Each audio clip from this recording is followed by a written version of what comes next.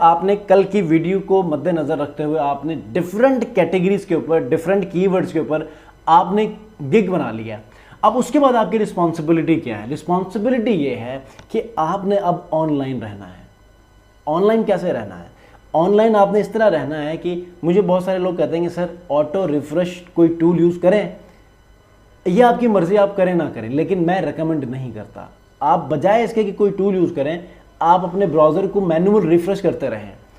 जब आप manual refresh करेंगे, ये लॉजिक मैं हर बार आपको समझाता हूं कि जब आप रिफ्रेश करते हैं तो पिछले 5 मिनट पहले जो ऑनलाइन लोग थे वो 5 मिनट बाद नहीं हो सकते। जो 5 मिनट पहले लोग जहां जहां रैंक कर रहे थे, फाइवर के एल्गोरिदम ने हो सकता है कि उसी दौरान शफल कर दिया हो, तो आप रिफ्रेश करेंगे तो आप कहीं ऊपर रैंक कर रहे हो।